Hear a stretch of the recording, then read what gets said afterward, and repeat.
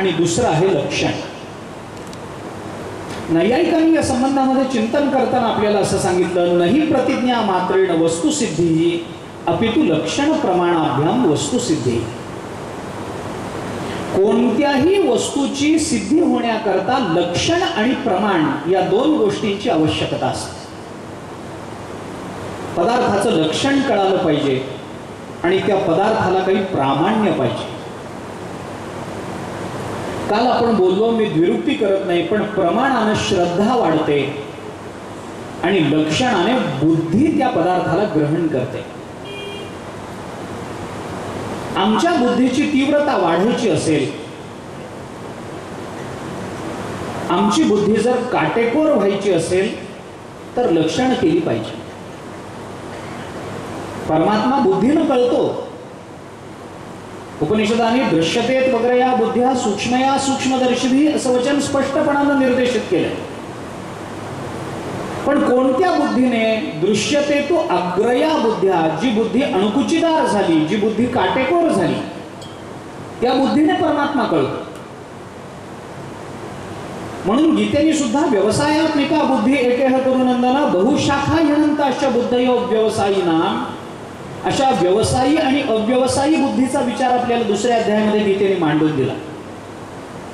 बुद्धी असते सगळ्यांकडेच, परंतु सगळ्यांची बुद्धी परमात्म्याला पाहू शकत नाही. सामान्य माणसाची पाहू शकत नाही. मनाची नखी न लगे, बुद्धीची दृष्टी न रिगे, ते इंद्रिया किरजोगे काय होईल, ज्ञानोबरा बोलतातच आहे. ते सामान्य माणसाबद्दल बोलले. पण बुद्धिनिश्चय आत्मज्ञान ब्रह्मरूप भावी आपण ब्रह्मनिष्ठा राखे पूर्ण तत्परायण हरनिशी, हे 5व्या अध्यायातलं चिंतन अशा अणकुचीदार बुद्धीच्या संबंधात.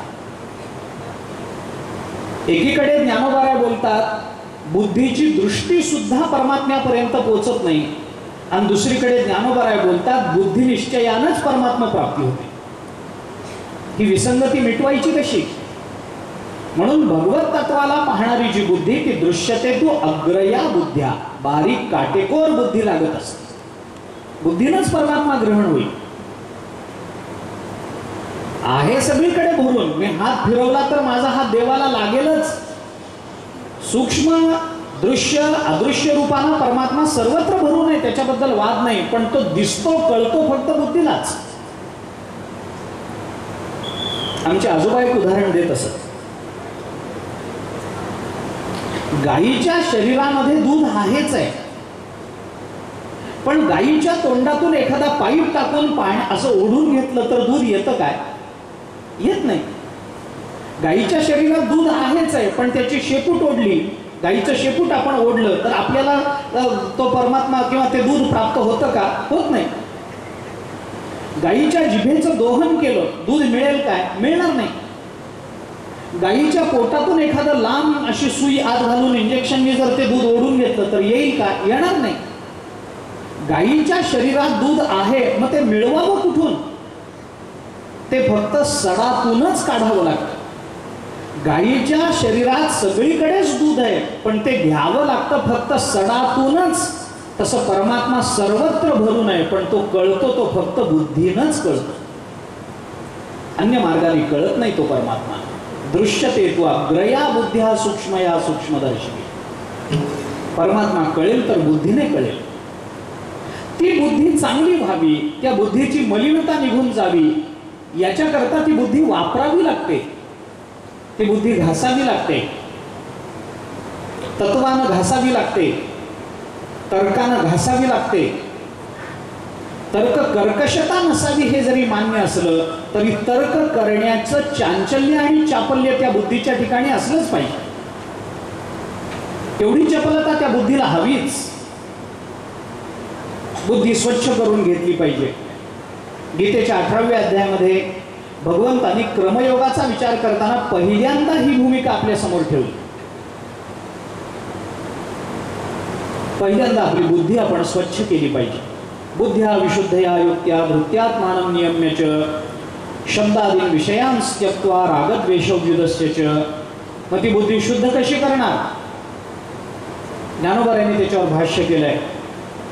गुरु दावी दिया वाटा येवोनी विवेक तीर्थ तटा बुद्धीचा मळकटा धुतला तेणे.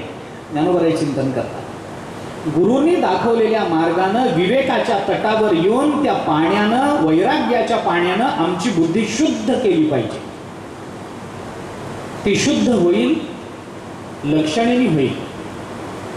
लक्षण आमच्या बुद्धीवर परिणाम करतं, बुद्धीच्या ठिकाणी ती धारणा निर्माण करतं, बुद्धीच्या ठिकाणी ते सामर्थ्य निर्माण करतं. आणि दुसऱ्या बाजूने प्रमाण आमच्या अंतःकरणामध्ये श्रद्धा निर्माण करतं. श्रद्धा आणि प्रयत्न एकत्रित आले की परमात्मा प्राप्ती झालीच, नक्की झाली. श्रद्धावान लभते ज्ञानम तत्परः संयतेंद्रियः. श्रद्धा पाहिजे. नुसती लक्षणं करून चालत नाही, लक्षणाला प्रमाणाची जोड पाहिजे. एक लक्षण केलं, दुसरं केलं, तिसरं केलं चालत नाही. कारण लक्षण हे तर्कावर अवलंबून असतं आणि तर्काला तत्वाची जोड लागत असते. नुसत्या कल्पना करणं म्हणजे आनंद निर्माण होत नाही. कल्पनेला कुठेतरी एका विशिष्ट अशा प्रमाणाची जोड लागते. मी एखादं तत्वज्ञान किंवा एखादा सिद्धांत मांडताना प्रवचनामध्ये कीर्तनामध्ये असा मांडला, पण ती माझी बुद्धी झाली, याला प्रमाण काय? नाही, याला प्रमाण आहे ना, तुका म्हणे, मग मान्य. मी म्हणतो म्हणून मान्य नाही, त्याला तुका म्हणेचं प्रमाण पाहिजे. त्याला नामा म्हणे, चोखा म्हणे, याचे शिक्के बसले पाहिजे, तर त्याला मान्यता मिळते. मी म्हणे याला प्रपंचात आणि परमार्थात कुठंच अर्थ नसतो. मी सांगतो म्हणून कोण तुम्ही सांगणारे? तुमच्यासारखे 100 येऊन गेले. पण शुकाचार्य सांगतात मूल्य आहे, ज्ञानोबाराय सांगतात मूल्य आहे, तुका म्हणे शिक्का बसला, मूल्य आहे, त्याला अर्थ आहे. कारण हे त्यांच्या कल्पना नसतात. संत नेहमी अनुभूतीनं बोलत असतात. संतांचं बोलणं अनुभूतीपूर्वक असतं. अनुभवे आले अंगा ते या जगा देत असे. तुका म्हणे चाकोनी सांगे माझ अनुभव आहे अंगे. सेवितो हा रस वाटितो आणि का घ्यारे होऊ नका. तुका म्हणे खातो आनंदाचे लाडू, घ्यारे चरफडू नका तुम्ही. या मी खातो ते तुम्हाला देतो. आम्ही अनुभवतो एक आणि तुम्हाला सांगतो वेगळं नाही. संतांचे शब्द हे अनुभूतीतून प्रकट झालेले असतात. भगवत तत्वाची नित्य आणि स्थिर अनुभूती त्यांच्या जीवनामध्ये अखंड त्या अनुभूतीचा प्रवाह चालू असतो. आणि म्हणून त्यांच्या मुखातून प्रकटलेल्या शब्दाला वेदतुल्यता येते, वेदरूपता येते, त्याला प्रामाण्य येते. मी माझ्या बुद्धीने जेव्हा एखादा तर्क किंवा एखादा सिद्धांत मांडण्याचा प्रयत्न करतो, तेव्हा माझ्यापेक्षा चांगली बुद्धी देवाने ज्याला दिलेली आहे तो माझ्या मांडलेल्या सिद्धांताचं खंडन करेल की नाही? करेल. त्याच्यापेक्षा कुणाला चांगली मिळाली तो करेल. त्याच्यापेक्षा मग हे कधीच कोणतंच तत्व निश्चित होणार नाही. नुसत्या तर्कावर जर आम्ही अवलंबून राहिलो तर. प्रमाण लक्षण करणं म्हणजे काय? एका अर्थाने तो तर्कच आहे. तर्को अप्रतिष्ठा. महाभारताने चिंतन केलंय. तर्क चालत नाही, तर्काची अप्रतिष्ठा आहे. कारण ब्रह्मसूत्रांनी सुद्धा तर्का प्रतिष्ठानात असं सूत्र वापरलंय. तर्काची अप्रतिष्ठा आहे. आचार्यांनी भाष्य करताना खाली सांगितलंय, जो तर्क वेदाला आणि उपनिषदांना विरोध करत नाही तो तर्क करायला हरकत नाही. पण कोणतेही तर्क करा आणि त्या तर्कावर आनंद मिळवा, नाही चालत, नाही चालत. कुठेतरी त्याला सिद्धांत पाहिजे. यत्र यत्र धूमः तत्र तत्र वह्निः अशी व्याप्ती मांडताना सुद्धा तुम्हाला यथा महानसः हे म्हणावं लागतं उदाहरण वाक्यामध्ये. तर परार्थानुमान सिद्ध होतं. म्हणजे अनुमानाला सुद्धा कुठेतरी अनुभवाची जोड आणि प्रमाणाची जोड दिली पाहिजे ना. तशी व्याप्ती सर्वत्र सांगता येत नाही. मग वेदांताचा प्रश्न आहे. नुसते म्हणून महाभारताने सांगितलं तर्को अप्रतिष्ठा, तर्काला प्रतिष्ठा नाही. श्रुतयो विभिन्नः न एको ऋषिर्यस्य मतं प्रमाणं धर्मस्य तत्वं निहितं गुहायां महाजनो येन गतः स पंथः. महाजनो येन गतः म्हणून हे सगळे तर्क राहू द्या बाजूला, शास्त्र राहू द्या बाजूला. मग काय करा? काही करू नका. संत ज्या मार्गाने गेले त्या मार्गाने जा, म्हणजे सगळं व्यवस्थित होईल. कुठे तर्क करत बसता? म्हणून अशी तर्क कर्कश असणाऱ्या माणसांबद्दल बोलताना तुकोबाराय बोलतात, तार्किकांचा टाका संग पांडुरंग स्मरावो.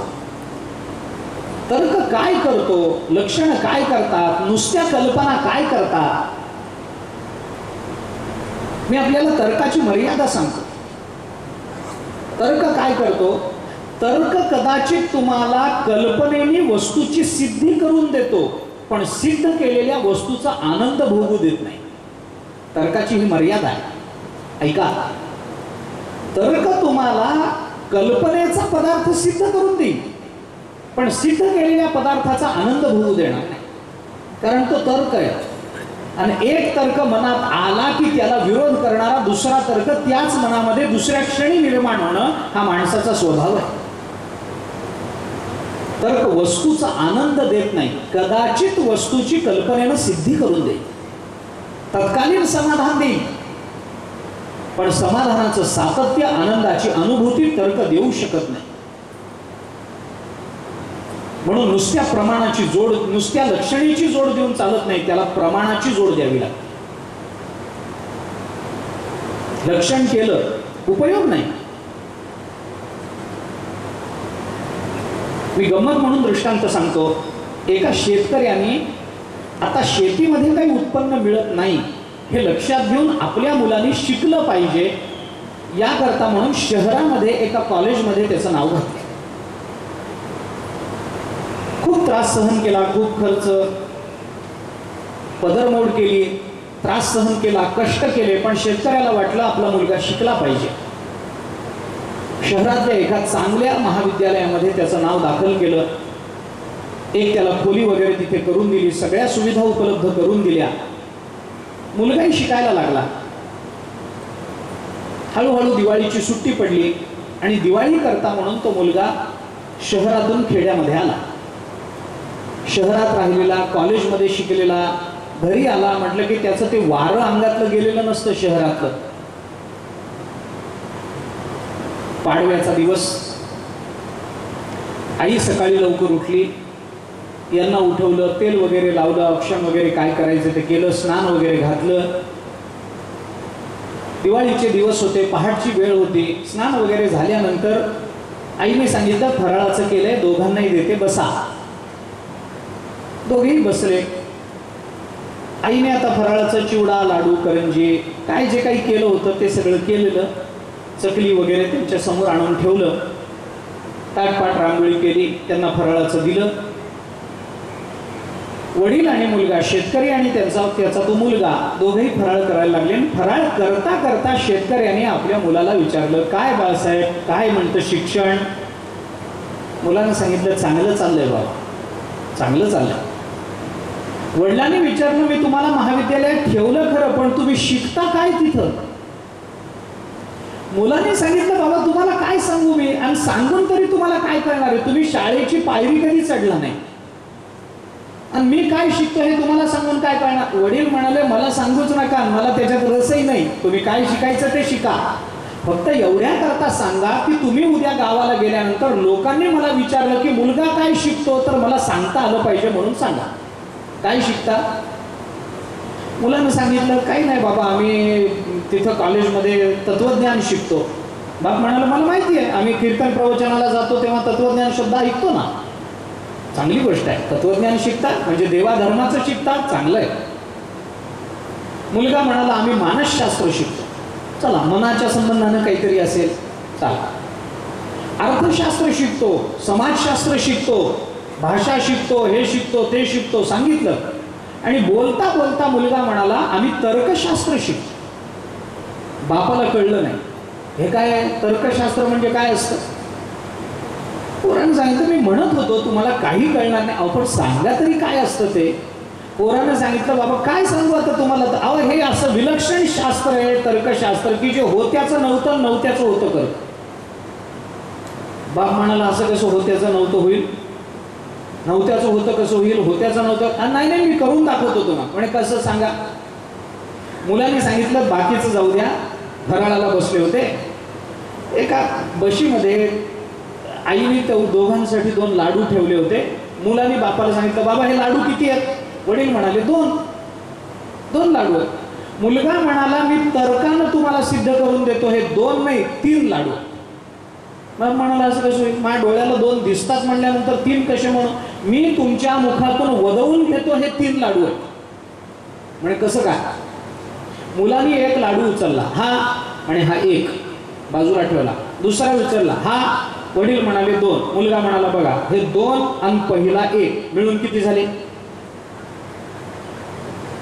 मिळून झाले किती, 2 आणि 1 मिळून किती होतात 3. म्हणजे हे 3 लाडू आहेत ते तुम्ही कबूल केलं बाबा. बापाला कळणार आहे असं झालं कसं, 2 लाडू आहेत माझ्या डोळ्याला दिसतात तर माझ्याच तोंडातून 3 यांनी वदवून घेतलं. मुलगा म्हणाला याला तर्कशास्त्र म्हणतात. तर्काचा एवढाच विचार असतो, एवढाच नसतो, पण तुम्हाला कल्पना यावी म्हणून मी तुम्हाला सांगितलं बाबा. तर्कानं मनुष्य नसलेलं सुद्धा मानू शकतो हे मला सांगायचं. वडील म्हणाले आश्चर्य बाबा तुमच्या शास्त्राचं, काय नवीन नवीन नवीन शिक्षण निघाली, आमच्या लहानपणी असं नव्हतं, आम्ही असं काही शिकलो नाही.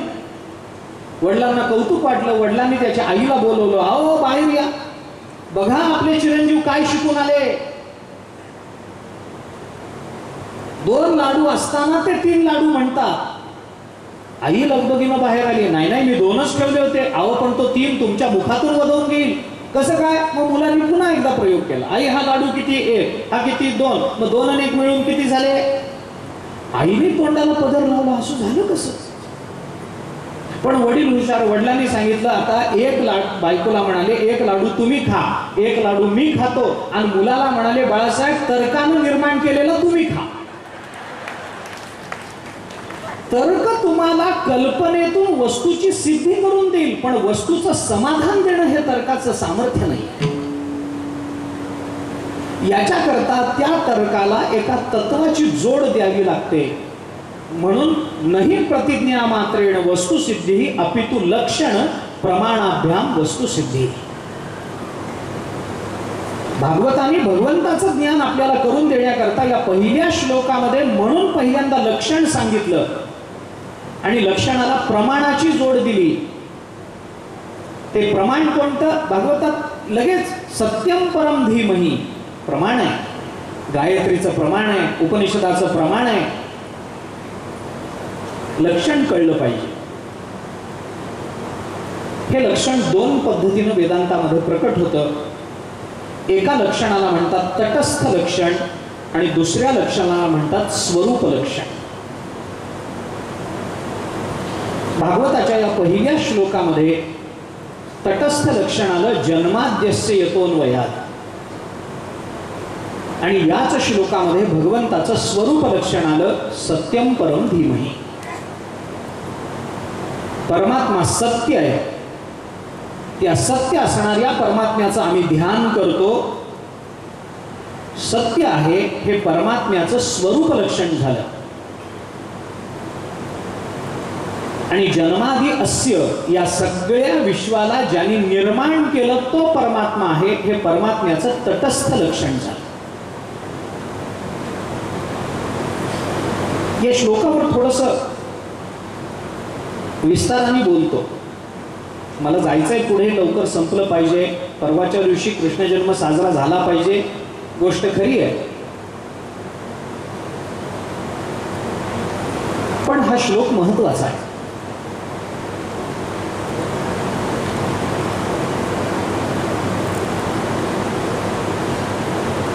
एक तटस्थ लक्षण आहे आणि एक स्वरूप लक्षण आहे. जे लक्षण लक्ष्याचं ज्ञान करून देतं पण स्वतः मात्र त्या लक्ष्यापासून बाजूलाच राहतं त्याला तटस्थ लक्षण म्हणतात.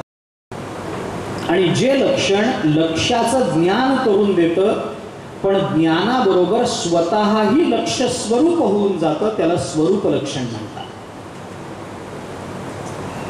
उदाहरणानं आपण पाहू. तटस्थ लक्षण काय आहे, त्या लक्षणाने ज्ञान करून दिलं पदार्थाचं, पण ज्ञान झाल्यानंतर ज्याने ज्ञान करून दिलं त्याचा संबंध राहत नाही. उपादान कारणाचा जो वेदांतातला विचार आहे तोच तटस्थ लक्षणाचा एका अंगाने विचार आहे. विशेषण आणि उपाधीतला जो संबंध आहे तोच तटस्थ लक्षण आणि स्वरूप लक्षणामध्ये दिसून येतो. आपण विचार करा, एखाद्या वस्तूच्या संबंधानं जेव्हा आम्हाला दुसऱ्या एखाद्या वस्तूचं ज्ञान होतं, तेव्हा दुसऱ्या वस्तूचं ज्ञान झाल्यानंतर पहिली वस्तू बाजूलाच राहते जिच्यामुळे ज्ञान होतं.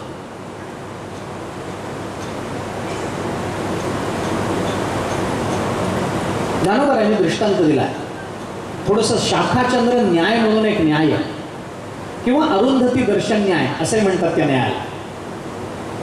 शाखाचंद्र म्हणून एक न्याय. ज्ञानोबरांनी उदाहरण दिलं, पाडव्याची चंद्ररेखा निवृत्ती दावावया शाखा तरी तेची औपाधिका रूप की जे. ते ज्ञानोबरा दृष्टांतानं बोलतात. एखाद्या वस्तूमुळे आपल्याला दुसऱ्या वस्तूचं ज्ञान होतं, पण ज्ञान झाल्यानंतर जिच्यामुळे ज्ञान होतं तिचा संबंध राहत नाही. तिला म्हणतात तटस्थ लक्षण. आपण नाव पहा ना, तटस्थ, तटावर राहून जे ज्ञान करून देते तिला तटस्थ लक्षण म्हणायचं. जे लक्षण तटावर राहून ज्ञान करून देतं, म्हणजे बाजूला राहून, भिन्न राहून ज्ञान करून देतं, त्याला तटस्थ लक्षण म्हणतात.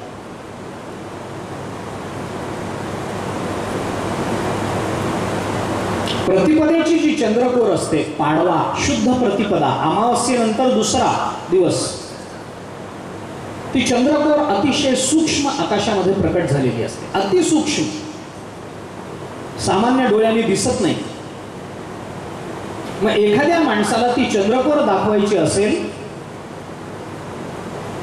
तर मग त्याला एकदम चंद्रकोर दिसत नाही, म्हणून मग पहिल्यांदा ते समोरचं झाड बघ, दिसलं. त्या झाडाला एक अशी आडवी फांदी लागली, दिसली, दिसली. त्याला अशी एक वर फांदी गेली बघ, दिसली. त्या फांदीला अशी एक डहाळी लागली वर, दिसली. त्या डहाळीच्या थोडं वर बघ, हा दिसला चंद्र. कशामुळे दिसला? झाडामुळे, झाडाच्या फांदीमुळे, फांदीच्या डहाळीमुळे चंद्र दिसला. पण त्या डहाळीने चंद्राचं दर्शन करून दिलं. आता डहाळीचा संबंध संपला. ती डहाळी तिथे राहिली काय, तुटली काय, सुकली काय, अथवा काय काही तिचं काही झालं काय, घेणं देणं नाही. डहाळीचा संबंध सोडून देऊन मग चंद्राकडे पाहिलं जातं. डहाळीवरून चंद्र दर्शन झालं ही गोष्ट खरी आहे, ही गोष्ट खरी आहे. परंतु ती डहाळी नेहमीच चंद्राचं तसं दर्शन करून देऊ शकते, सांगता येत नाही. चंद्र जर पौर्णिमेचा असेल तर दाखवायचं कारणच नाही. तेव्हा म्हणता काय, पहिल्यांदा ते झाड बघ, मग अमुक बघ, मग डहाळी बघ, आणि मग तो गोल गरगरीत दिसतो तो चंद्र. गरजच नाही ना. पौर्णिमेच्या चंद्राच्या दर्शनाकरता डहाळीची आवश्यकता नाही. नाही, प्रतिपदेच्या चंद्राकरता प्रत्येक वेळेला डहाळीची आवश्यकता नाही. किंवा दुसरं उदाहरण देतो जे वेदांतामध्ये प्रचलित आहे. एखाद्या माणसाचं घर पाहायचं आहे, शोधायचंय. आपण त्या गल्लीमध्ये गेलो, नेमकं घर कोणतं आहे म्हणून माहिती नाही, म्हणून गल्लीत बसलेल्या, दाराशी बसलेल्या, त्या गल्लीच्या तोंडाशी बसलेल्या एका माणसाला विचारलं, आमक्या आमक्या माणसाचं घर कुठे आहे? तर ते काय समोर घर आहे. अहो पण समोर 7-8 दारं दिसतात, त्याच्यातलं कोणतं घर आहे सांगा ना. तो म्हणतो अहो काय त्रास देता तुम्ही, नाही सांगा ना या माणसाचं घर कुठे आहे. तो म्हणतो अहो ते काय कावळा बसला ना ते घर त्यांचं. कावळा बसलेलं घर, घराचं ज्ञान झालं की नाही? झालं. आता कावळा बसलेल्या घरामध्ये आपल्याला जायचं म्हणून तो मनुष्य निघाला, घरात जवळ गेला, तेवढ्यात तो कावळा उडाला आणि दुसऱ्या घरावर जाऊन बसला. त्यांनी कोणत्या घरात जावं? कारण घराचं ज्ञान काय करून दिलं? कावळा बसलेलं घर. दिवसभर कावळ्याच्या मागे हिंडला पण घर सापडलं नाही. संध्याकाळी पुन्हा गल्लीच्या तोंडाशी, आमच्या माणसाचं घर. अहो तुम्हाला सकाळी सांगितलं ना. अहो पण तुम्ही कावळा बसलेलं घर म्हणालात. मी जाईपर्यंत कावळा दुसऱ्या घरावर बसला, मी त्या घरात गेलो, माणूस भेटला नाही. तर म्हणाल काय माणूस आहे तो? अरे कावळा बसलेलं घर म्हणजे काय कावळ्याच्या मागे जायचं का? निळ्या रंगाचं दार आहे ते घर. आता तो घरात जाईपर्यंत निळा रंग उडून जाईल काय? निळा रंग त्या घराच्या दाराशी एकरूप झाला म्हणून निळ्या रंगाचा दरवाजा हे स्वरूप लक्षण आहे त्या घराचं, आणि कावळा बसलेलं घर हे त्या घराचं तटस्थ लक्षण आहे. कारण कावळा प्रत्येक वेळेला त्या घरावर बसलेला नसतो. कावळा बसलेलं घर त्यांचं घर असं म्हटलं तर जगामध्ये अनेक घरांवर कावळे बसतात. सगळ्या घराचा सातबारा याच्या नावाने करायचं कारण नाही ना, असं होत नाही. त्या क्षणी तो कावळा बसलेला आहे, पण कावळ्याने त्या घराचा बोध करून दिला, पण तो कावळा त्या घराशी एकरूप झालेला नसतो. जे लक्षण लक्ष्याचा बोध करून देतं पण लक्ष्याशी एकरूप होत नाही त्याला स्वरूप तटस्थ लक्षण म्हणतात. आणि जे लक्षण लक्ष्याचा बोध करून देऊन लक्ष्याशी एकरूप होऊन जातं त्याला स्वरूप लक्षण असं म्हणतात. जन्माद्यस्य हे भगवंताचं तटस्थ लक्षण. परमात्म्यापासून जग निर्माण झालं किंवा ज्याच्यापासून जग निर्माण झालं तो परमात्मा याच्यापासून निर्माण झालं. तुकाराम महाराजांनी चिंतन केलं कुणापासून जग निर्माण झालं. जेणे विश्व निर्मिले विश्व निर्मिले महर्षी देवा संसारी महर्षी देवा संसारी एक विश्व स्वर्गाते धरिले एक विश्व स्वर्गाते धरिले सत्ता माते आपुनिया तुहा विठोबा निधान तुहा विठोबा निधान तुहा विठोबा निधान तुहा विठोबा निधान.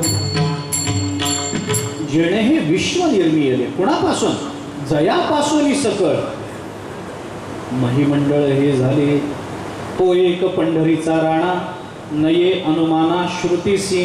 तुकाराम महाराज वर्णन करतात ज्याच्यापासून हे विश्व निर्माण झालं तो परमात्मा. पण परमात्मा प्रत्येक वेळेला विश्व निर्माण करेलच याची शाश्वती देता येत नाही. म्हणून विश्वावरून परमात्म्याचा बोध आम्ही करून घेणार असू तर विश्व आज आहे उद्या नाही ना. विश्वाची काही नित्यता आहे का. विश्वाला काही मतांमध्ये सत्यता दिली गेली, प्रपंचाला सत्यता दिली गेली. आपल्याकडे ज्या वेगवेगळ्या वैचारिक परंपरा तत्वज्ञानाच्या दृष्टीने सांगितल्या जातात त्याच्यात मध्वाचार्यांची द्वैत परंपरा विचाराच्या दृष्टीने सांगितली जाते, भक्तीच्या दृष्टीने सांगितली जाते.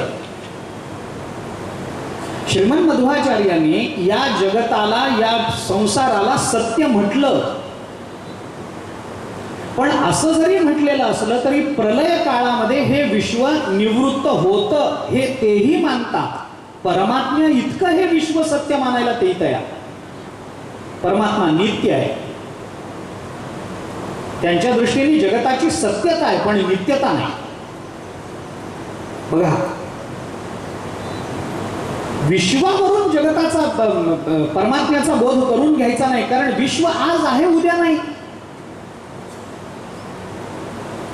काय त्या विश्वावरून आपण विश्वाने बोध करून दिला. कशावरून. विश्व कार्य आहे त्याचं कोणीतरी कारण पाहिजे म्हणून परमात्मा मान्य आहे. बोध झाला पण ते तटस्थ लक्षण झालं. देव आहे म्हणल्यानंतर प्रत्येक वेळेला त्यांनी जग निर्माण केलंच पाहिजे, बंधन नाही त्याला. त्याला जर करमलं नाही तर तो विश्व निर्माण करेल. आपुलीचं आवडी धरुनी खेळिया आपणा ते व्याले रे जोपना कारणे केली बायको तिने एवढे वाढविले रे. नामदेव यांनी वर्णन केलं. त्याला ज्या वेळेला असं वाटेल स एकाकी निरमे द्वितीयम इच्छत मग त्याला दुसऱ्याची काहीतरी खेळण्याकरता म्हणून स्वभिन्न पदार्थ कल्पनेतला पदार्थ कल्पित स्वभिन्नता त्याला अपेक्षित असेल तर मग तो परमात्मा स्वतःपासून विश्व निर्मिती करतो. पण प्रत्येक वेळेला त्यांनी विश्व निर्मिती केलीच पाहिजे असं बंधन नाही. एखादी गृहिणी आहे, एखादा पदार्थ उत्तम करते, उत्तम. आपली एखादी आत्या आहे, मावशी आहे, कोणीतरी आहे, काकू आहे, परगावाला राहते, आपल्या घरात आल्यानंतर आपल्याला तो पदार्थ, अतिशय सुंदर पदार्थ बनवते, ती करून खाऊ घालते. एखाद्या वेळेला पानात तो पदार्थ दिसल्याबरोबर आपण म्हणतो, काकू आली होती काय, हा पदार्थ कसा आला घरात, मावशी आली होती का, आत्ती आली होती का, हा पदार्थ कसा आला. मग आई म्हणते, हो सकाळी येऊन पटकन गेली, पण तुझ्याकरता हे करून गेली बरं का. तो पदार्थ तिने बनवला, मान्य आहे. पदार्थ दिसल्यानंतर ती आली होती का हे विचारणं मान्य आहे, पण प्रत्येक वेळेला ती घरात आली म्हणजे तिने तो पदार्थ बनवलाच पाहिजे, हे बंधन आहे काय त्याच्यावर, नाही ना. आपल्या घरात कुणीतरी गेलं म्हणून सुतकात आली म्हणून काय लाडू बनवूनच जाईल काय, कशा करता. परमात्मा आहे, त्याला करमलं नाही तर तो विश्व बनवेल, मान्य आहे. पण परमात्मा आहे म्हणल्यानंतर त्यांनी विश्व बनवलंच पाहिजे असं बंधन नाही. मी गंमत म्हणून नियम सांगतो आपल्याला. असं आहे, देव आहे म्हणून त्यांनी विश्वनिर्मिती केलीच पाहिजे असं नाही, पण ज्या अर्थी विश्वनिर्मिती झाली त्या अर्थी नक्की देवानीच केली. विचार करा, देव आहे म्हणल्यानंतर त्यांनी विश्वनिर्मिती केलीच पाहिजे असं बंधन नाही. कुंभाराला मडकं बनवता येतं म्हणून प्रत्येक वेळेला कुंभार म्हणलं की त्यांनी मडकं बनवलंच पाहिजे काय. तो आजारी पडला तर, आधीची मडकी विकली गेली नसतील तर, त्याची इच्छा नसेल तर, त्याला काही अडचण आलेली असेल तर, नाही आपली कुंभारपणाचं आपलं ते काम सोडून तो दुसरीकडे नोकरीला लागला असला तर, म्हणजे काय त्यांनी प्रत्येक वेळेला मडकं बनवलंच पाहिजे काय. कुंभार आहे म्हणजे त्यांनी मडकं बनवावंच असा नियम नाही, पण जर मडकं तयार झालं असेल तर ते कुंभाराशिवाय कोणी बनवणार नाही. असं आहे, कारणापासून कार्यनिर्मिती होईलच असं नाही, पण ज्या अर्थी कार्यदर्शन आहे त्या अर्थी कारणाशिवाय त्या कार्याची उत्पत्ती नाही, हा सिद्धांत आहे. परमात्मा या जगताला जन्म देतो, या जगताला बनवतो, या जगताला घडवतो. जन्मादी अस्त्य तटस्थ लक्षण, बनवलंच पाहिजे आग्रह नाही, बनवलंच पाहिजे आग्रह नाही. त्याच्यावर जोर जबरदस्ती नाही करतायत, देवा आता जग बनवा बरं का, नाही कोणी सांगू शकत नाही. त्याला जर वाटलं तर तो ईक्षण करेल, संकल्प करेल आणि संकल्प मात्राने विश्वनिर्मिती करेल, त्याची इच्छा आहे. असं करावं वाटलं तसं, तसं नाही तसं, तसं नाही तसं, ज्या पद्धतीनं त्याला ते करावं वाटेल त्या पद्धतीनं तो परमात्मा करेल. तो सर्वतंत्र स्वतंत्र आहे. म्हणून जन्माद्यस्य यतोन्वय आदी तटस्थ लक्षण आहे, आणि सत्यम परम धीमहि हे परमात्म्याचं स्वरूप लक्षण आहे. परमात्मा कोणत्याही रूपात येऊ दे, एक परमात्मा होता, त्याने जग बनवलं, निर्गुण अवस्थेमध्ये जग बनवलं. तोच परमात्मा सगुण रूपामध्ये भगवान श्रीकृष्णाच्या रूपामध्ये आला, त्याने पुन्हा जग बनवलं काय, गरज नव्हती. राम रूपामध्ये आले, पुन्हा अयोध्या बनवली काय, गरज नव्हती, आधीपासूनच होती. जग बनवावं लागलं नाही.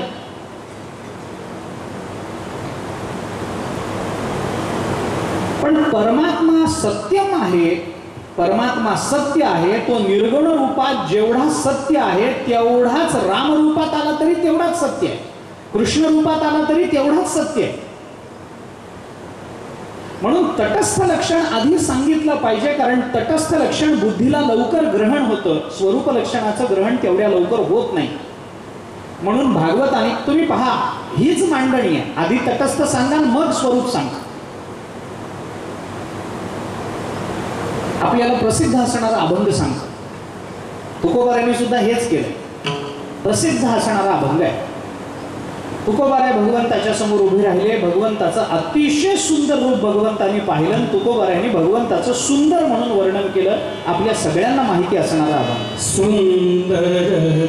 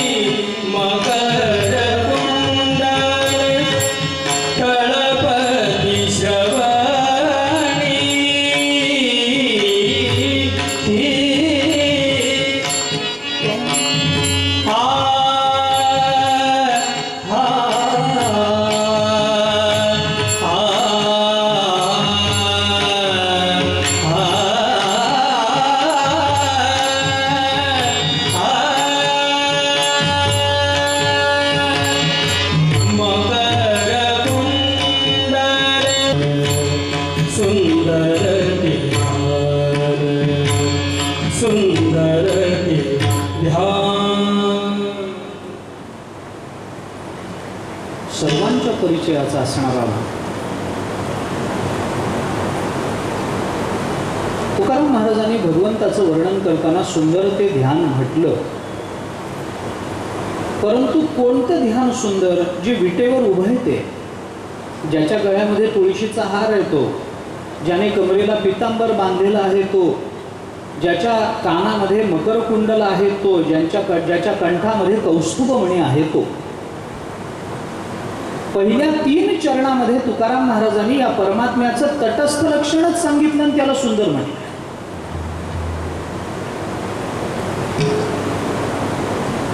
सुंदर ते ध्यान उभे विटेवरी, ते ध्यान सुंदर जे विटेवर उभं आहे ते, विटेवर उभा असणारा परमात्मा, देवाचा परिचय झाला. पण प्रत्येक वेळेला हा परमात्मा विटेवरच उभा आहे. बंधन आहे काय? रामावतारामध्ये विटे कुठे आहे? नरसिंह अवतारामध्ये वीट कुठे आहे? परशुराम अवतारात वीट कुठे आहे? मत्स्य अवतारात वीट कुठे आहे? कूर्मा अवतारात, वराह अवतारात विटेवर उभा कुठे आहे? प्रत्येक वेळेला त्यांनी कमरेवर हात ठेवलेच आहेत काय? कधीतरी काढतच असेल की नाही? निदान आंघोळ करताना तरी काढतच असेल की नाही कमरेवरचे हात? गळ्यातला तुळशीचा हार कायम तसाच आहे काय? बदलत असतीलच की नाही? काढला जातच असेल की नाही? तुळशीच्या हारावरून पांडुरंगाच्या सौंदर्याची जाणीव करून दिली, पण तुळशीचा हार पांडुरंगाचं स्वरूप नाही, तो काढला जातो. पितांबर नेसलेला परमात्मा वर्णन केलं बरोबर आहे, गोष्ट खरी. तुळशी हार गळा कासे पितांबर, पण प्रत्येक वेळेला तो पितांबरच नेसतो असं नाही. तो पितांबर कधी कधी विष्णूनही जातो. नामदेव यांच्या कीर्तनामध्ये देवाचा पितांबर निष्ठून गेल्याचं वर्णन केले. नाचता नाचता देवाचा गळला पितांबर, देवाचा गळला पितांबर, सावध होई देवा ऐसे बोले कबीर, सावध होई देवा ऐसे बोले कबीर. नाचता नाचता देवाचा गळा पितांबर, देवाचा गळा पितांबर, सावध होई देवा ऐसे बोले कबीर, सावध होई देवा ऐसे बोले कबीर. नामदेवरायांच्या कीर्तनामध्ये भगवान नाचले वाळवंटामध्ये असं वर्णन आहे. नामदेव कीर्तन करी पुढे देवनाचे पांडुरंग, जनी म्हणे ज्ञानदेवा बोला. आणि नाचता नाचता नामदेवरायांच्या कीर्तनामध्ये देव इतकं देहभान विसरून गेले की नाचता नाचता देवाचा पितांबर गळून पडला. नाचता नाचता देवाचा गळला पितांबर. नाचण्यामध्ये इतके देहभान विसरून गेले की कमरेला बांधलेला पितांबर गळून पडला. विश्वरूप दर्शन. कबीर महाराजांनी मनगट धरलं, तेव्हा पितांबर गळून पडलाय, सावध व्हा. आणि मग भगवान सावध. म्हणजे पितांबराने युक्त आहे ते सुंदर रूप मान्य आहे, पण पितांबर तिथं कायमचं राहतं असं नाही, ते गळूनही पडतं. कंठामध्ये कौस्तुभ मणी आहे ते रूप सुंदर, पण कौस्तुभ बाजूला करता येतो. ज्ञानोबांनी चिंतन केलं, मी या लक्ष्मी डावलोनी केली परवती, फेडोनी कौस्तुभ घेतला हाती. बाजूला झाला की नाही कौस्तुभ? म्हणून या 3 चरणामध्ये देवाचं तटस्थ लक्षण आलं, पण स्वरूप लक्षण शेवटी सांगितलं. बाबा तुका म्हणे माझे हेची सर्व सुख, जे सर्व सुख असतं तो परमात्मा असतो. मग ते कोणत्याही रूपात येऊ द्या. रामावतारात वीट नाही, पण रामचंद्र प्रभू म्हणजे सर्व सुख आहे. वराह अवतारात वीट नाही, पण भगवंताचा वराह अवतार म्हणजे सर्व सुख आहे. वामन अवतारामध्ये वीट नाही, वामन अवतारामध्ये पितांबर असेल, वामन अवतारामध्ये मकर कुंडल नाही, वामन अवतारामध्ये तुळशीचा हार नाही, पण तरी वामन रूपात परमात्मा प्रकटला. सर्व सुखच आहे. कुणा करता काय असेल ते असेल, पण भक्ता करता ते सर्व सुख आहे, ही गोष्ट नक्की आहे. तुकाराम महाराजांच्या या अभंगातही तुकाराम महाराजांनी पहिल्यांदा तटस्थ लक्षण सांगितली, कारण आमची बुद्धी पहिल्यांदा बाह्य पदार्थाकडे धावते आणि स्वरूप हे नेहमी अंतरंगात असतं. म्हणून बाह्य पदार्थाकडून अंतरंगाकडे जाणं हा मानवी बुद्धीचा प्रवास वेदांतांनी मान्य केला. स्थूलाकडून सूक्ष्माकडे मानवी विचाराचा प्रवाह असतो. पहिल्यांदा सूक्ष्म कळून मग स्थूल कळतं नाही, आधी स्थूल आणि मग सूक्ष्म असाच मानवी वृत्तींचा प्रवाह झाला. म्हणून पहिल्यांदा स्थूल सांगावं लागतं. जे जग आमच्या डोळ्यांना दिसतं ते जग बनवणारा परमात्मा. जन्माद्यस्य यतोन्वयादि तरतश्चार्थेष्वभिज्ञस्वरा. देवाचं पहिल्यांदा तटस्थ लक्षण सांगितलं. आणि सत्यम परम धीमहि, परमात्मा सत्य आहे, कोणत्याही रूपात येऊ द्या. ज्या रूपामध्ये परमात्म्याचं प्राकट्य होईल तो परमात्मा सत्य. देवाचं नाम जर परमात्मा रूप असेल तर नाम सत्य. देवाचं रूप जर स्वरूप झालं असेल तर ते रूपही सत्य. सत्यतू सत्यतू सत्यतू विठ्ठल आहे जसं बरोबर आहे तसं सत्य साच खरे, नाम विठोबाचे बरे, तेही नाम सत्यच आहे. ते रूपही सत्य आहे. भगवान श्रीकृष्णाचं रूप कधीच बाधित होत नाही. जगामध्ये अशी सत्ता नाही की या रूपाला ती बाधित करू शकेल. म्हणून परमात्म्याचं तटस्थ लक्षण आणि परमात्म्याचं स्वरूप लक्षण असं भागवतांनी पहिल्यांदा सांगितलं. जन्मादि अस्य यतः.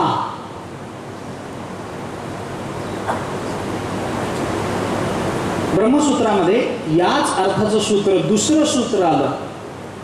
जन्माद्यस्य यतः हेच आहे, शब्दशः हेच सूत्र ब्रह्मसूत्रातलं दुसरं सूत्र आहे. विषय आला म्हणून थोडक्यात सांगून जातो. ब्रह्मसूत्रात पहिल्यांदा अथातो ब्रह्म जिज्ञासा हे सूत्र आहे आणि मग जन्माद्यस्य यतः हे सूत्र आहे. पण भागवतांनी अथातो ब्रह्म जिज्ञासेचा विचार न करता एकदम जन्माद्यस्य यतः याच विचारानं प्रारंभ केला. त्याचं कारण हे आहे की ब्रह्मसूत्रामध्ये अथातो ब्रह्म जिज्ञासा इथला अथ शब्द हा अनंतरीय अर्थाने आलेला असल्यामुळे साधन चतुष्टय संपन्न झाल्यानंतर आता ब्रह्म जिज्ञासा करा. काय ब्रह्म जिज्ञासा करायची? ज्याच्यापासून जग निर्माण झालं ते ब्रह्म जिज्ञासा सुरू झाली. पण भागवतांनी अथातो ब्रह्म जिज्ञासा सांगितलीच नाही, कारण अथातो ब्रह्म जिज्ञासा हा अधिकार आहे आणि त्या अधिकारात गेल्यानंतर जन्माद्यस्य यतः हा बोध आहे. भागवतांनी अधिकाराची चर्चा न करता जन्माद्यस्य यतः म्हणलं. याचा अर्थ भागवत सांगतं भगवंताला जाणण्याकरता कोणताही अधिकार लागत नसतो, एकदम भगवंताला जाणता येऊ शकतं. अधिकाराची चर्चा भागवत करत नाही. अरे कोणी या, सकळासी येथे आहे अधिकार, कोणी या, इथं सगळ्यांना अधिकार आहे. भगवंताचा बोध कुणी प्राप्त, अरे कुणी प्राप्त करून घ्या बाबा. ब्राह्मण क्षत्रिय वैश्य शूद्र आदी करून वेश्याही इथपर्यंत तुकोबा राहिले. कोणी असू दे, कोणताही अधिकार असू दे, ज्यानं आपली नीती गमावली, ज्यानं मनुष्यत्व धर्म गमावला, अशा अजामेळाला सुद्धा भगवत प्राप्ती होऊ शकते. भागवतांनी दाखवून दिलाय.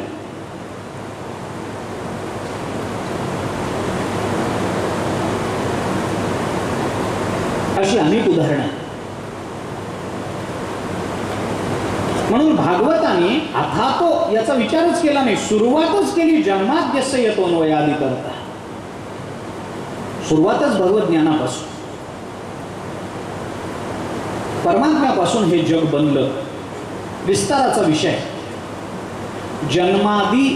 जन्माद्यस्य यतोन्वयादि करत. जन्मादि अस्य ई आणि अ याचा संधी झाल्यामुळे जन्माद्यस्य झालं. सामान्य नियम आहे व्याकरणाचा. पण जन्मादी आदी मध्ये काहीतरी नुसता जन्मच येतो काय? येत नाही. मग जन्मादी असं म्हणल्यामुळे अस्य यतः जन्मादी, यतः अस्य जन्मादी असं म्हणल्यामुळे हे सगळं त्याच्यापासून जन्माला आलं किंवा ज्याच्यापासून हे सगळं जन्माला आलं असा बहुव्रीही समास जरी केला तरी आपल्याला याचा वेगळा विचार करता येतो. आधीमध्ये या जगताचा लय आणि या जगताची स्थिती सुद्धा याच्यामुळेच आहे हे सांगायचं. नुसता जन्म या जगताचा यांनी केला असं नाही. या जगताची स्थिती सुद्धा याच्यामुळे आणि या जगताचा लय सुद्धा याच्यामध्ये होणार. जन्मादी आदी म्हटलं. म्हणून जन्माद्यस्य यतः या पदावर भाष्य करताना जगद्गुरु शंकराचार्यांनी हा तद्गुण संविज्ञान बहुव्रीही समास आहे असं म्हटलंय भाष्यामध्ये, ब्रह्मसूत्र भाष्य. हा तद्गुण संविज्ञान बहुव्रीहीमध्ये दोन प्रकार आहेत संस्कृतात. मराठीतल्या बहुव्रीहीमध्ये हे सांगत नाहीत, परंतु संस्कृतामध्ये बहुव्रीही समासाचे दोन प्रकार आहेत. एक तद्गुण संविज्ञान बहुव्रीही आहे आणि एक अतद्गुण संविज्ञान बहुव्रीही आहे. ज्याच्यापासून हे निर्माण झालं बहुव्रीही झाला की नाही, पण ज्याच्यापासून हे निर्माण वगैरे झालं असं म्हणण्यामुळे तद्गुण संविज्ञान बहुव्रीही. याचं उदाहरण सांग. आचार्याने उदाहरणं दिली नाही, फक्त तद्गुण संविज्ञान बहुव्रीही एवढंच म्हटलं. पण भाष्यावरची जी भाष्य आहे,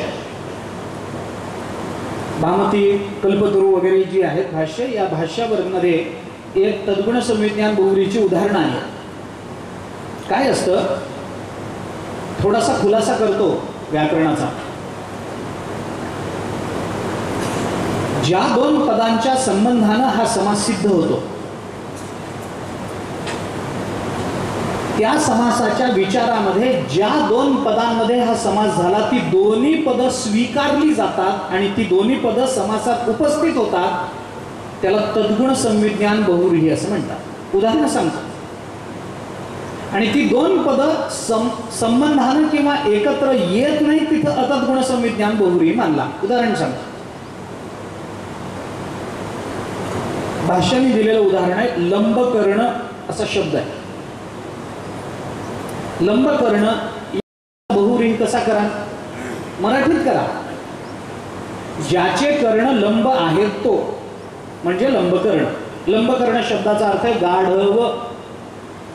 ज्याचे कान लांब आहेत तो गाढव झाला बहुव्रीही. आता लंब, एखादा कुंभार आपल्या मुलाला म्हणतो जा रे लंबकर्ण घेऊन ये. मुलगा जातो, गाढवाला घेऊन येतो. गाढव कोणतं, लंबकर्ण. लंबकर्ण म्हणजे काय, ज्याचे कर्ण लंब आहेत तो.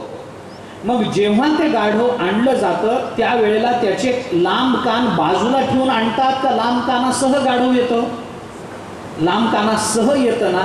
मग सह जर येत असेल तर त्याला तद्गुण संविज्ञान म्हणायचं. आणि अतद्गुणामध्ये सह येत नाही.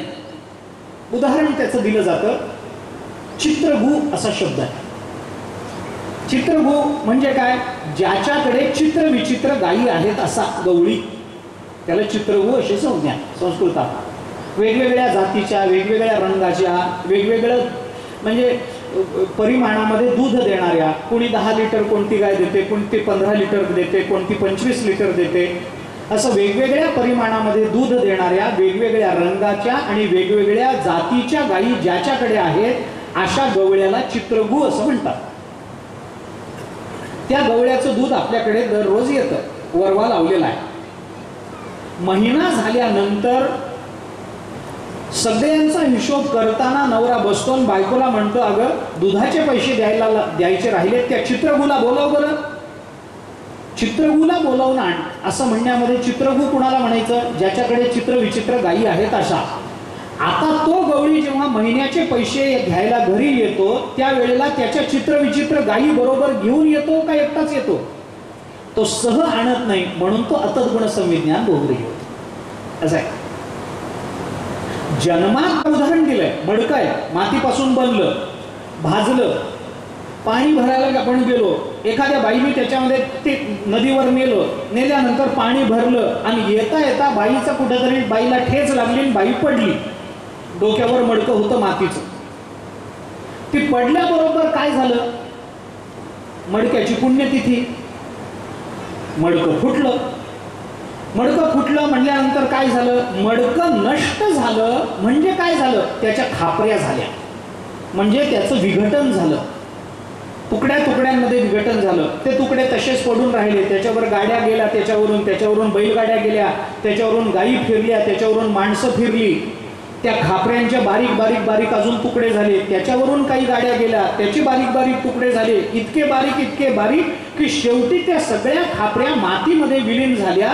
म्हणजे मडकं फुटलं म्हणजे काय झालं, पुन्हा मातीच्या कणाकणामध्ये ते विघटित झालं म्हणजे मडकं फुटलं.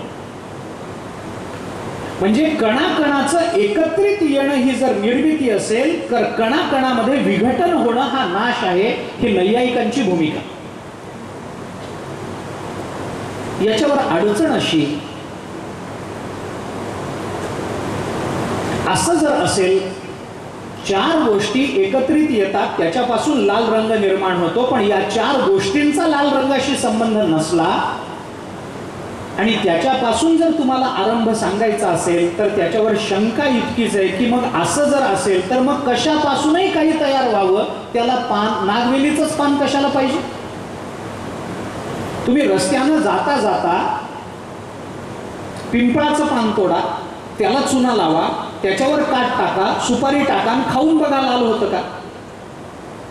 नागवेलीचंच पान कशाला पाहिजे? चालत नाही. रस्त्यावरून जाता जाता बेशर्माचं पान घ्या, त्याला चुना लावा, त्याच्यात काट टाका, त्याच्यात सुपारी टाका आणि बेशर्माचंच आहे म्हणून थोडी तंबाखू टाका. तोंड लाल होईल काय? होणार नाही, होणार नाही. नागवेलीचंच पान पाहिजे, त्याला दुसरं पान चालणार नाही. ज्या अर्थी नागवेलीच्याच पानातून लाल रंग तयार होतो त्यावेळेला विशिष्ट कारणातूनच विशिष्ट कार्य निर्माण होतं, हे तुम्हाला मानावं लागेल. नाही तर कशापासूनही काही निर्माण होत राहील नुसत्या अणूंच्या एकत्रित येण्यानं. मग म्हणून तुमचं हे विश्वनिर्मितीचं जे चिंतन आहे ते बरोबर नाही. आता आम्ही सांगतो म्हणून सांख्याने परिणामवाद सांगितला. विशिष्ट कारणापासून, त्याला सत्कार्यवाद म्हणतात. कारणामध्ये कार्य अनुस्यूत असतंच, फक्त त्या कार्याकडून विशिष्ट काही कामं करून घ्यायची असतात म्हणून त्याचं विशिष्ट रूपानं आविर्भावाला येणं आवश्यक असतं. मातीमध्ये मडकं आहेच, फक्त पाणी भरायचंय म्हणून त्या मातीला विशिष्ट आकार धारण करावा लागतो, म्हणून त्याला मडकं म्हणायचं. मातीमध्ये मडकं आधीपासून आहे म्हणून मातीपासून मडकं तयार. कुणापासूनही काही होत नाही. तुम्हाला जर तेल पाहिजे असेल तर तिळच घ्यावे लागतील, करडीच घ्यावी लागेल, शेंगादाणाच घ्यावा लागेल तर त्याच्यापासून तेल निर्माण होईल. उगीच वाळूचे कण रगडिता म्हणण्यात काही तेल मिळत नसतं. हे म्हणण्याकरताय, प्रयत्न करताय. पाण्याला विरजण लावून कधीही दही मिळत नाही, त्याला दूधच पाहिजे, दुधापासूनच दही बनेल. दूध हे दह्याचं कारण आहे. कारणामध्ये कार्य अनुस्यूत असतंच, त्या विशिष्ट कारणापासूनच कार्याची निर्मिती होते. त्याला म्हणतात सत्कार्यवाद. कार्य हे कारणामध्ये सद्रूपानं आविर्भूत असतंच, ह्याच्या अनुस्यूत असतंच. तेल पाहिजे असेल तर तिळच पाहिजे. तुम्ही वाळूतून तेल काढून दाखवा खरंच मला. हे प्रयत्नासाठी जे म्हणत आलो ना आपण आतापर्यंत, तुम्ही एकदा करूनच बघा. मी तुम्हाला पोतभर वाळू आणून देतो. आता ती मिळणं तसंही अवघडच आहे. मी तुम्हाला पोतभर वाळू आणून देतो, तुम्ही एक 15 लिटरचा डबा मला द्या ना तेलाचा. देऊ शकता काय? वाळूचे कण रगडिता तेलही गळे. अरे हे म्हणण्याकरताय.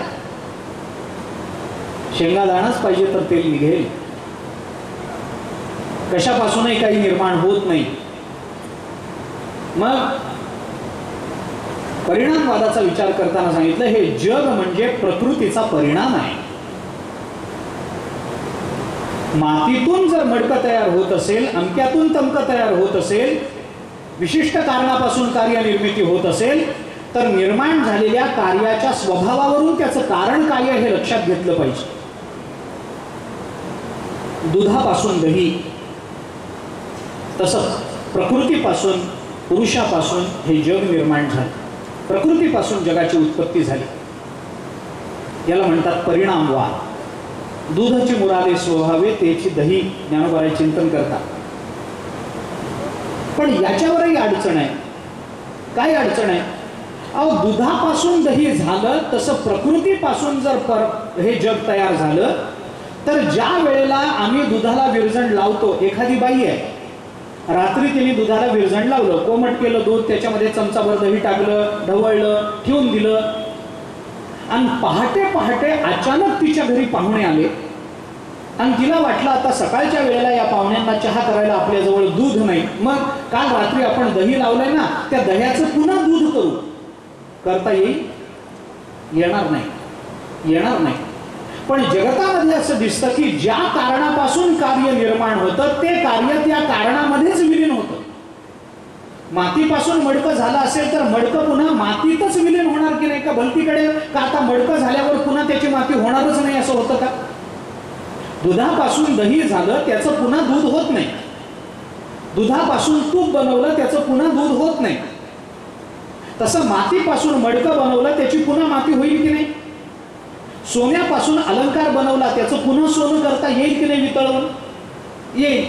पाण्यापासून तरंग निर्माण झाला तो तरंग पुन्हा पाण्यातच विलीन होईल की नाही? ज्या पंचमहाभूतापासून तुमचं माझं शरीर बनतं हे शरीर जाळून टाकल्यानंतर पंचमहाभूतातच विलीन होईल की नाही? म्हणजे ज्या कार्यापासून कारणाची निर्मिती होते, ज्या कारणापासून कार्याची निर्मिती होते ते कार्य पुन्हा मागे येताना दिसतं कारणामध्ये. आणि तुम्ही तर म्हणता दुधापासून दही व्हावं तसं प्रकृतीपासून जग बनलं, म्हणजे हे जग पुन्हा प्रकृतीमध्ये जाणारच नाही असं त्याचा अर्थ होईल. मग तुमचंही म्हणणं चूक आहे. मग काय करा? काही नाही, मग विवर्तवादाचा विचार करावा लागतो. आरंभवाद झाला, परिणामवाद झाला, मग विवर्तवाद. कशा करता? जन्माद्यस्य यतोन वयादी तरतस याच्या करता. विवर्तवाद म्हणजे काय आहे?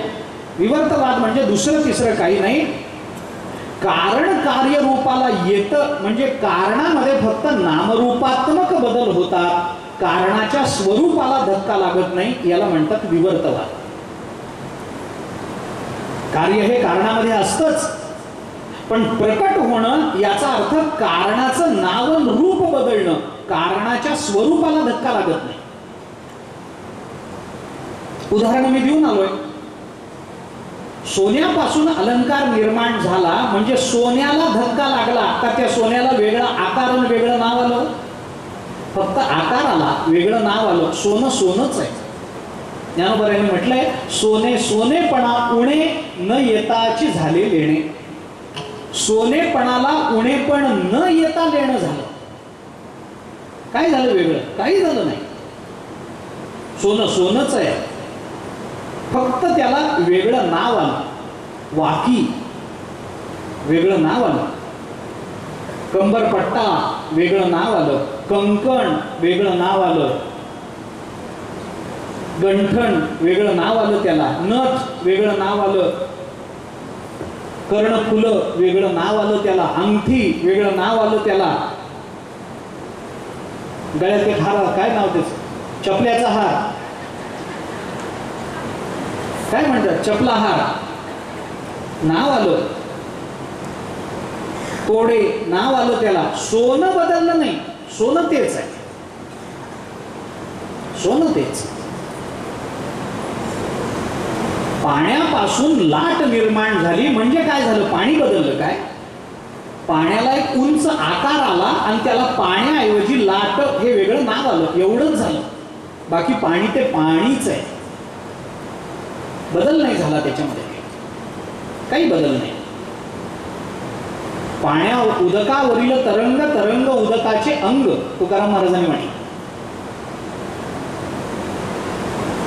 तरंग फेण ब्रह्मबुद्ध आदी तत्स्वरूपेण जलम, स्वरूपाला धक्का लागला नाही. मी जर आपल्याला असं म्हणालो, एक समजा आपण माझ्याकडे आला समजा आणि मला असं सांगितलं की महाराज आम्ही आता हे भागवत झालं की गोव्याला जाणार आहोत फिरायला. तुमची कथा आम्ही ऐकली, गोव्यावर येताना आम्ही तुम्हाला काय आणावं? तुमची एवढी कथा आम्ही ऐकली, तुम्हाला काही दिलं पाहिजे, काय आणू आम्ही तुमच्याकरता गोव्यावर? मी तुम्हाला सांगतो काही आणू नका, एका काड्या पेटीमध्ये माझ्याकरता तिथल्या समुद्रावरची एक लाट घेऊन आणा, पाणी नको.